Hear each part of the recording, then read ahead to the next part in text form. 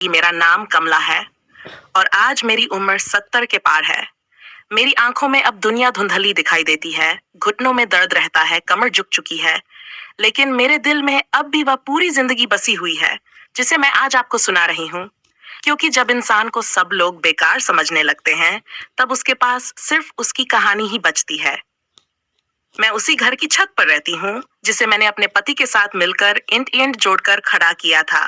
लेकिन आज उसी घर में मेरे लिए सिर्फ एक पुरानी चारपाई और एक कोने की जगह बची है। मेरे 3 बच्चे हैं, 2 बेटे और 1 बेटी, और तीनों ही आज मुझे एक बोझ समझते हैं। उन्हें लगता है कि मैं अब किसी काम की नहीं रही, बस रोटी खाती हूँ और दवाइयों पर पैसे खर्च कराती हूँ। इसलिए वे मुझे जरूरी बातों से दूर रखते हैं, फैसलों से दूर रखते हैं और धीरे धीरे अपनी जिंदगी से भी दूर करते जा रहे हैं। जब मैं जवान थी तो मेरे पति की सरकारी नौकरी थी और घर की हर जिम्मेदारी मेरे कंधों पर थी। सुबह से लेकर रात तक बच्चों की पढ़ाई, कपड़े, खाना, दवा, रिश्तेदार, सब कुछ मैं संभालती थी। और कभी ये नहीं सोचा था कि एक दिन वही बच्चे मुझे इस तरह किनारे कर देंगे। पति के गुजरने के बाद सब कुछ बदल गया। घर में आवाजें तो थीं, लेकिन मेरे लिए कोई सुनने वाला नहीं था। मैं हर सुबह नीचे जाकर सबके लिए चाय बनाती, फिर चुपचाप अपनी छत पर लौट आती। कोई मुझसे नहीं पूछता था कि मैंने खाना खाया या नहीं, मुझे बुखार है या नहीं, मैं ठीक हूं या नहीं। मोहल्ले वाले कहते थे कि देखो, इसके बच्चे कितने अच्छे हैं, माँ को अपने पास रखते हैं।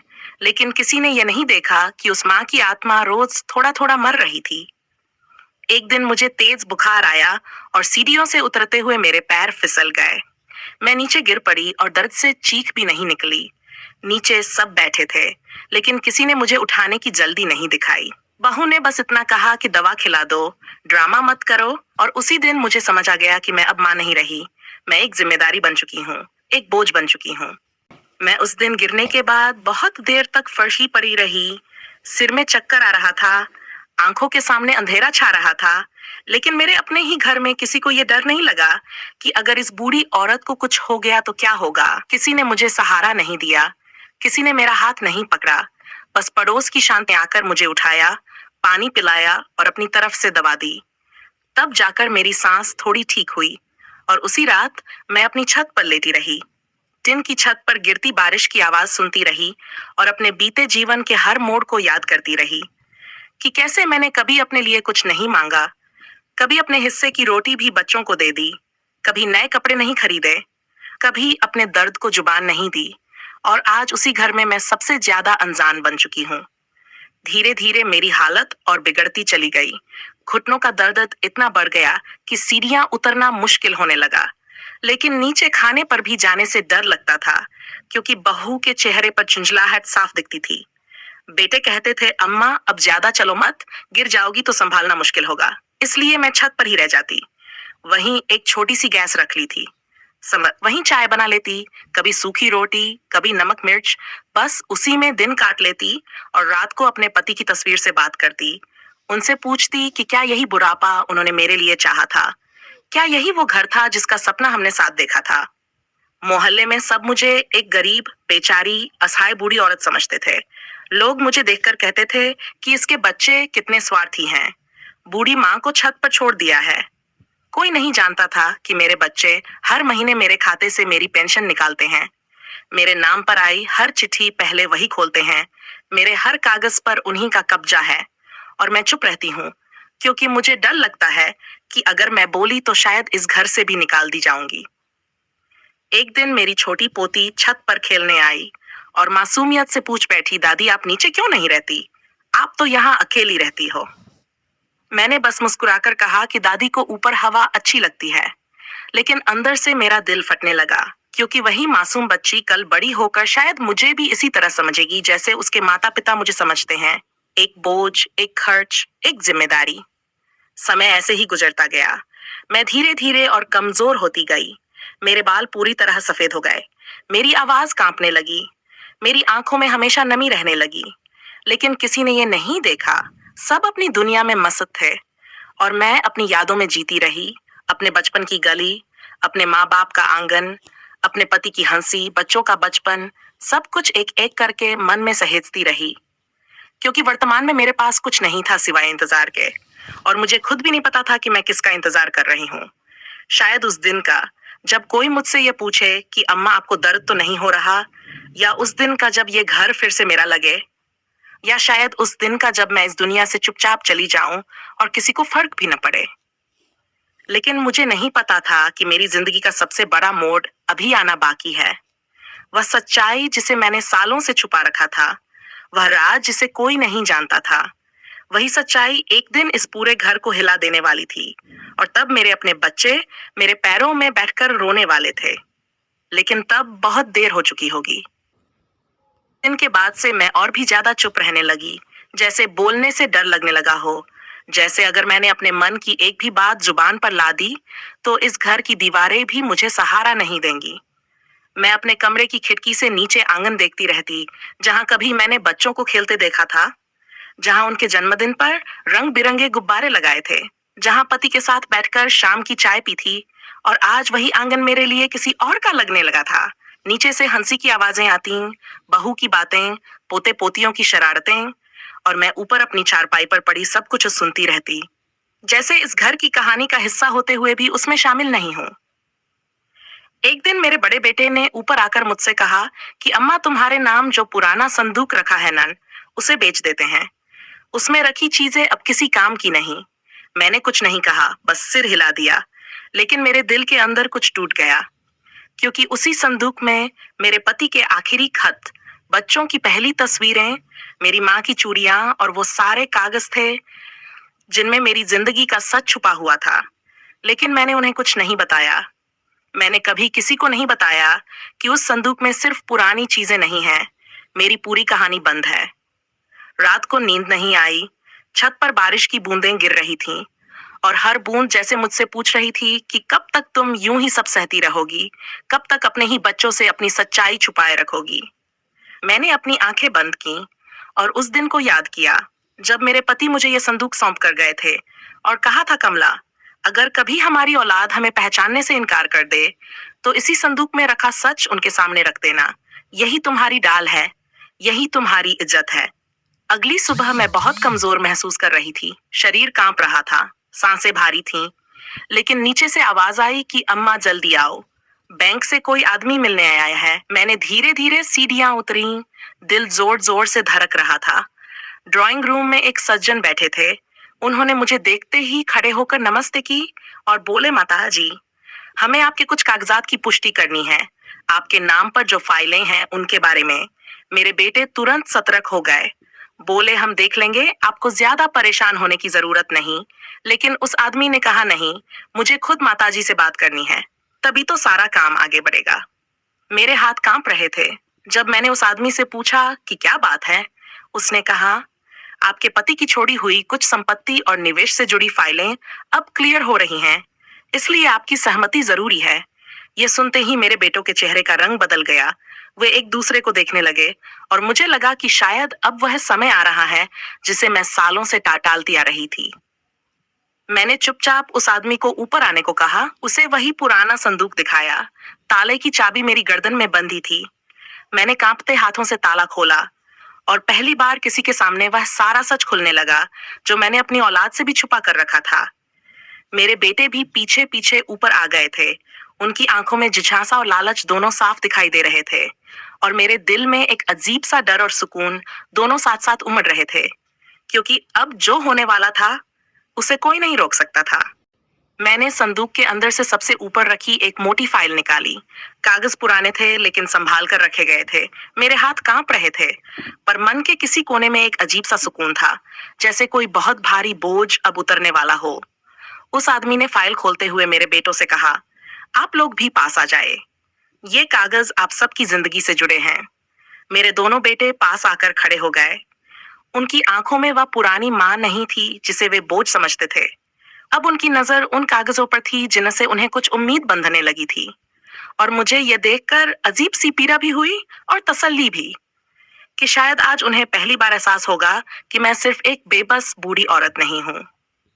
उस आदमी ने बताया कि मेरे पति ने अपनी नौकरी के समय कुछ जमीन खरीदी थी, कुछ निवेश किए थे, कुछ योजनाओं में पैसे लगाए थे। और उन सब का नाम मेरे नाम पर रखा था, ताकि किसी दिन अगर औलाद का दिल बदल जाए तो मैं खाली हाथ न रह जाऊं। मैंने सब सुना और चुप रही, क्योंकि यह सब मैं पहले से जानती थी। मैंने तो वही कागज सालों से छाती से लगाए रखे थे, लेकिन मेरे बेटों के चेहरे पर जैसे किसी ने अचानक रोशनी डाल दी हो।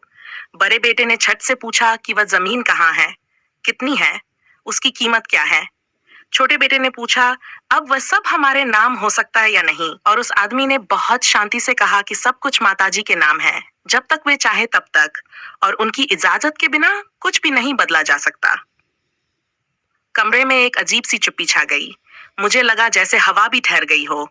मेरे बेटे, जो अब तक मुझे खर्च समझते थे, अचानक मुझे ऐसे देखने लगे जैसे मैं कोई बहुत बड़ी चीज हूँ। और मुझे उस पल बेहद दुख हुआ। इसलिए नहीं कि मुझे खुशी नहीं हुई, बल्कि इसलिए कि इंसान का मोल जब कागज और पैसों से तौला जाए तो रिश्ते कितने सस्ते हो जाते हैं। उस आदमी के जाने के बाद दोनों बेटे मेरे पास बैठ गए, जो सालों से मेरे पास इस तरह बैठकर बात नहीं किए थे। बड़े बेटे ने मेरे हाथ अपने हाथों में लिए और बोला, अम्मा, आपको ऊपर अकेले नहीं रहना चाहिए। आपकी तबीयत ठीक नहीं रहती। नीचे वाला कमरा खाली है, वहीं शिफ्ट हो जाए। छोटे बेटे ने कहा, हम आपकी दवाइयों का पूरा ध्यान रखेंगे, आपको कोई कमी नहीं होने देंगे। और मैं बस उन्हें देखती रही। मेरे मन में सवाल था कि अगर ये कागज न होते तो क्या ये हाथ कभी मेरे हाथ थामते। उस रात मैं पहली बार नीचे वाले कमरे में सोई, वही कमरा जहां कभी पति के साथ रातें गुजारी थीं। लेकिन नींद नहीं आई, आंखों से आंसू बहते रहे।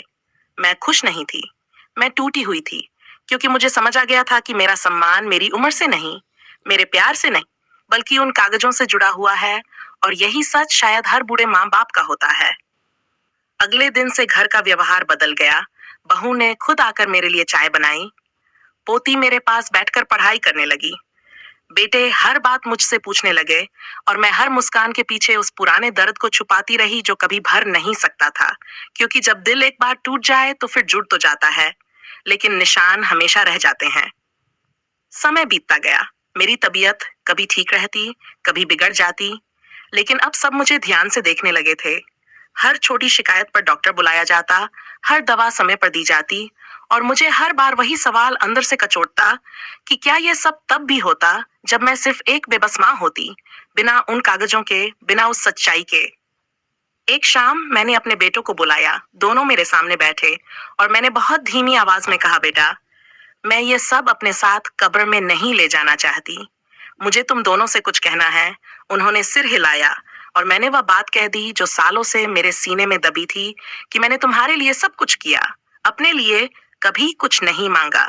और आज जब तुम मेरे पास इसलिए बैठे हो क्योंकि मेरे पास कुछ है, तो ये जान लो कि माँ का दिल बहुत पहले टूट चुका है, और उस दिल को अब कोई कागज जोड़ नहीं सकता। कमरे में सन्नाटा छा गया। दोनों की आंखों में आंसू आ गए। लेकिन मैं जानती थी कि कुछ सच ऐसे होते हैं जो चाहे जितने आंसू बहा लो, उनका बोझ कम नहीं होता। और मेरी जिंदगी की ये कहानी मैं आज इसलिए सुना रही हूँ, ताकि जब कोई बूढ़ी माँ या बाप आपको बोझ लगे, तो याद रखना कि हो सकता है उसके सीने में पूरी दुनिया दबी हो, बस वह आपको बताना नहीं चाहता। उस रात जब सब सो गए थे, तब मैं अकेली अपने कमरे में बैठी रही। खिड़की से बाहर आसमान देखती रही, जहां चांद आधा छुपा हुआ था, ठीक मेरी जिंदगी की तरह। और मेरे कानों में अपने ही शब्द गूंजते रहे कि माँ का दिल बहुत पहले टूट चुका है। और सच यही था। मेरे बेटे मेरे पास बैठे थे, रो रहे थे, माफी मांग रहे थे, लेकिन उनके आंसू मेरी पीड़ा को धो नहीं पा रहे थे। क्योंकि जिस रिश्ते में सालों की बेरुखी बस गई हो, वहां एक दिन की शर्मिंदगी बहुत छोटी पड़ जाती है। अगले कई दिनों तक घर में एक अजीब सा माहौल रहा। सब बहुत ज्यादा अच्छे बनने लगे। बहू हर बात पर पूछती, अम्मा आपको कुछ चाहिए क्या। बेटे हर शाम दफ्तर से लौटकर मेरे कमरे में आते, हालचाल पूछते, लेकिन मुझे हर मुस्कान बनावटी लगती, जैसे अब सब मुझे नहीं, बल्कि उस सच्चाई को संभाल रहे हों जो उनके हाथ से निकल सकती है। और इसी एहसास ने मुझे अंदर से और तोड़ दिया, क्योंकि एक माँ के लिए इससे बड़ा दुख कुछ नहीं होता कि उसकी औलाद उसे नहीं, बल्कि उसके पास मौजूद चीजों को चाहने लगे।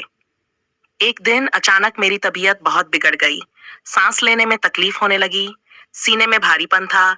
डॉक्टर को बुलाया गया, इंजेक्शन लगे, दवाइयां दी गईं, और सब मेरे पास खड़े थे। लेकिन उस भीड़ में मुझे वही अकेलापन महसूस हो रहा था जो छत पर पड़ा था।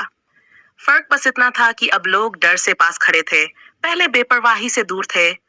और उस रात मैं बहुत देर तक रोती रही, तकिए में मुंह छुपाकर, ताकि कोई मेरी आवाज न सुन ले, क्योंकि मैं नहीं चाहती थी कि मेरी कमजोरी भी उनके सामने एक और वजह बन जाए।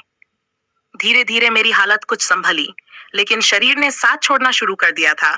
डॉक्टर ने साफ कह दिया था कि अब मुझे ज्यादा तनाव नहीं लेना चाहिए, दिल कमजोर हो गया है। और वही सुनकर मैंने अपने मन में एक फैसला कर लिया, एक ऐसा फैसला जो शायद देर से लिया गया था, लेकिन जरूरी था। मैंने तय किया कि मैं अब इस घर में सिर्फ बोझ बनकर नहीं रहूंगी, बल्कि अपनी शर्तों पर जीने की कोशिश करूंगी, चाहे जितने दिन भी बचे हों। मैंने अपने बेटों को बुलाया और बहुत शांत आवाज में कहा कि मैं कुछ समय के लिए इस घर से दूर रहना चाहती हूँ, किसी शांत जगह, किसी छोटे से आश्रम में, जहां मुझे किसी के चेहरे पड़ने न पड़े, जहां मैं सिर्फ अपनी सांसों के साथ रह सकूं। दोनों बेटे घबरा गए, बोले, अम्मा, लोग क्या कहेंगे, समाज में हमारी बदनामी होगी। और मैं हल्की सी मुस्कान के साथ बोली कि जब मैं छत पर अकेली रोती थी, तब किसी ने ये नहीं पूछा कि लोग क्या कहेंगे। अब मुझे खुद से ये सवाल पूछने दो। अगले ही हफ्ते मैं उस छोटे से वृद्धाश्रम में चली गई, जहां ना कोई मुझे मेरे कागजों से तौलता था, ना मेरे नाम से। वहां मैं बस एक बूढ़ी औरत थी जो अपनी थकी हुई जिंदगी के आखिरी पन्ने सुकून से पलटना चाहती थी। वहां मैंने पहली बार चैन की सांस ली, सुबह की धूप में बैठकर चाय पी, पेड़ों की छांव में बच्चों की तरह हंसी, और रात को बिना डर के सोई कि कोई मुझे बोझ समझ रहा है। कुछ महीनों बाद मेरे बेटे मिलने आए। उनके चेहरे पर पछतावा साफ था। उन्होंने मेरे पैरों में बैठकर माफी मांगी, कहा, अम्मा, हमें माफ कर दो, हमसे बहुत बड़ी गलती हो गई। और उस पल मैंने उन्हें उठाकर गले लगा लिया, क्योंकि मैं माँ थी, मेरा दिल टूट चुका था, पर नफरत करना मैंने कभी सीखा ही नहीं। लेकिन मैंने उन्हें यह भी कहा कि माफी से बीते साल वापस नहीं आते, पर शायद आने वाले दिन थोड़े बेहतर बन सकते हैं। आज मैं यहीं बैठकर आपको अपनी कहानी सुना रही हूँ, क्योंकि मैं चाहती हूँ कि जो भी ये सुने, वह अपने माँ बाप को सिर्फ उनकी उम्र, उनकी कमाई या उनकी संपत्ति से ना के, बल्कि उस त्याग से देखे जो उन्होंने बिना किसी हिसाब के दिया है। क्योंकि एक दिन जब वे चुप हो जाएंगे, तब आपकी दुनिया बहुत बड़ी हो सकती है, लेकिन बहुत सूनी भी। और यही मेरी जिंदगी की सच्ची कहानी है। और मैं ये सब आपको इसलिए सुना रही हूँ ताकि आप समझ सकें कि जिंदगी में रिश्तों की असली कीमत क्या होती है। और दोस्तों, अगर आपको ऐसी सच्ची और दिल को छू जाने वाली कहानियां पसंद आती हैं, तो अभी सुनो कहानी दोस्तों। चैनल को सब्सक्राइब करें, वीडियो को लाइक करें, और इस कहानी को ज्यादा से ज्यादा लोगों तक शेयर करें, ताकि हर दिल तक ये आवाज पहुंच सके।